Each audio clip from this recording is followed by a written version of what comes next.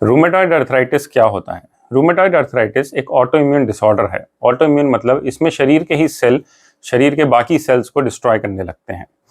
ज़्यादातर केसेस में इसका कोई कारण नहीं होता, लेकिन एक स्ट्रॉन्ग फैमिली हिस्ट्री देखी गई है कि अगर जैसे आपके मम्मी पापा मामा चाचा किसी को है तो भी ये होने के चांसेस काफ़ी स्ट्रॉन्ग रहते हैं।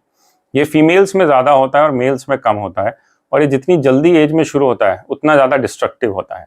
डिस्ट्रक्टिव मतलब जैसे अगर किसी को 15-16 साल के करीब से ये डिटेक्ट हुआ है तो ये अक्सर सीवियर फॉर्म हो जाता है धीरे धीरे जैसे एज बढ़ती है। और अगर ये लेट डिटेक्ट हुआ है जैसे 50s में 60s में तो नॉर्मली बहुत सीवियर डिजीज़ नहीं होता। इस डिजीज़ में आँखें, स्किन, लंग्स, जॉइंट्स या blood vessels multi organ involvement हो जाता है, जो धीरे धीरे बॉडी के सेल्स जो हैं वो अपनी ही सेल्स को या टिश्यूज़ को मारने लग जाते हैं। रूमेटॉइड अर्थराइटिस में खास तौर से जोड़ों में बहुत दिक्कतें होती हैं। जब हम सुबह उठते हैं तो जोड़ों में स्टिफनेस रह सकती है, या फिर जोड़ों में सूजन हो सकती है, या धीरे धीरे जॉइंट्स डिस्ट्रॉय होने लगते हैं, कॉन्ट्रैक्चर बनने लगते हैं, और कभी कभी मूवमेंट भी चला जाता है। कुछ एक्सट्रीम केसेस में टेंडन्स भी टूटने लग जाते हैं, जिससे कि जॉइंट्स का मूवमेंट पूरी तरह से या पार्शली खत्म होता जाता है।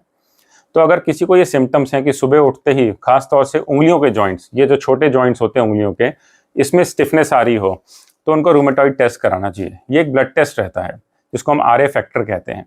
ये टेस्ट कराने से हमें पता चल जाएगा रूमेटॉइड है कि नहीं। इससे ज़्यादा कुछ और सेंसिटिव टेस्ट भी होते हैं जैसे NT-CCP या ENA, जिनसे हमें अंदाज़ा लगता है कि रूमेटॉइड ही है या कोई और तरह का ऑटो इम्यून डिसऑर्डर है बॉडी में।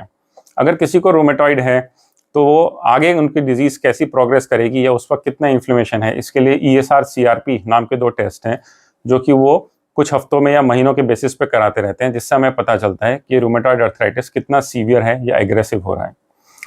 एक बार अगर रूमेटॉइड अर्थराइटिस डिटेक्ट हो जाता है तो पूरी तरह से इसको ख़त्म करने के लिए अभी तक कोई दवाई नहीं बनी है, लेकिन फिर भी कुछ मेडिसिन्स होती हैं जो हम देते हैं। जैसे उसमें शुरू में non steroidal anti inflammatory drugs होती हैं जो हम देते हैं, और उससे पेशेंट का दर्द और सूजन कंट्रोल कर लेते हैं। कभी कभी हमें पेशेंट को स्टेरॉइड्स भी देने पड़ते हैं, या फिर पेशेंट का अगर हम ट्रीटमेंट की बात करें तो डिजीज़ मॉडिफाइंग एजेंट्स भी होते हैं, कुछ मेडिसिन्स होती हैं जो हम पेशेंट्स को देते हैं। नॉर्मली ये सारी दवाइयाँ बहुत लंबे टाइम तक चलती हैं, या हो सकता है लाइफ लॉन्ग भी देनी पड़े। सीज़न के हिसाब से या किसके पेशेंट की कैसी सीवियरिटी है डिजीज़ की, उस हिसाब से हम कभी दवाइयाँ कम कर देते हैं, कभी ज़्यादा। जैसे अगर किसी को बहुत ज़्यादा सिम्टम्स हो रहे हैं तो दवाइयाँ बढ़ा देते हैं। एक्सट्रीम केसेस में हमें कुछ इसमें स्ट्रॉन्ग मेडिसिन्स भी देनी पड़ती हैं जो कि इंजेक्शन के रूप में होती हैं, जिनसे कि हम कंट्रोल करते हैं उन सेल्स को जो कि अंदर जाके बॉडी के टिश्यू को डैमेज कर रहे हैं, जैसे कि एनाकिंड्रा या इस तरह की ड्रग्स रहती हैं। बट ये ड्रग्स नॉर्मली लास्ट रिसॉर्ट दी जाती हैं मेडिसिन में, और बहुत स्पेशलाइज्ड डॉक्टर्स या क्लिनिक सेटअप्स पे ही दी जाती हैं। अगर हम ट्रीटमेंट की बात करें तो मेडिकल ट्रीटमेंट जो है इन दवाइयों से ही हम ज़्यादातर पेशेंट्स में सक्सेस अचीव कर लेते हैं। रेयरली अगर जैसे किसी के जॉइंट्स में बहुत ज़्यादा प्रॉब्लम है, या ब्लड वेसल्स में ज़्यादा प्रॉब्लम हो गई है, या फिर स्किन में, लंग्स में प्रॉब्लम हो गई है, तो और तरह के भी ट्रीटमेंट करने पड़ते हैं। अगर हम ऑर्थोपेडिक प्रॉब्लम्स की बात करें रूमेटॉइड अर्थराइटिस में, तो इसमें जोड़ों में सूजन आना, कॉन्ट्रैक्चर होना, चलने में डिफ़िकल्टी, या फिर फ्रैंक अर्थराइटिस जैसी चीज़ें भी हो सकती हैं। तो इन सिचुएशंस में नॉर्मली तो हम पहले मेडिसिन्स देते हैं पेन कंट्रोल करने के लिए, और धीरे धीरे जैसे चीज़ें कंट्रोल होती जाती हैं पेशेंट को अच्छे से फिजियोथेरेपी कराते हैं, मोबिलाइज कराते हैं। उनको हम गर्म एनवायरनमेंट में रहने को कहते हैं, क्योंकि ज़्यादा सर्दी से भी जोड़ों में अकड़ाहट बढ़ती है। ये सारी मेडिसिन्स, फिजियोथेरेपी, एक्सरसाइजेज, ये सारी चीज़ें हम पेशेंट को कराते हैं। अगर इसके बावजूद भी किसी को आराम नहीं आ रहा है तभी हम उसमें सर्जरी का सोचते हैं। अब इसमें बहुत तरह की सर्जरीज रहती हैं।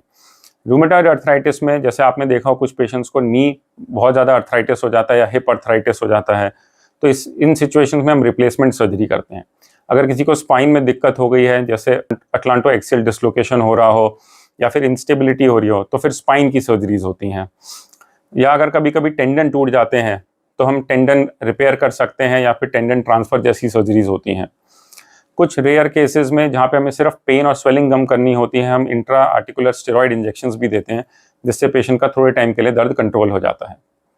तो अगर आपको रूमेटॉइड अर्थराइटिस है तो घबराइए मत, आप जल्दी इसका इलाज शुरू कराइए। हर किसी को इसमें सर्जरी की ज़रूरत नहीं होती, और ज़्यादातर पेशेंट्स में हम दवाइयों से ही इस डिजीज़ को अच्छे से कंट्रोल कर लेते हैं। Thank you. अगर आपको हमारा ये वीडियो पसंद आया तो हमारे चैनल को सब्सक्राइब करना ना भूलें और ज़्यादा से ज़्यादा शेयर करें।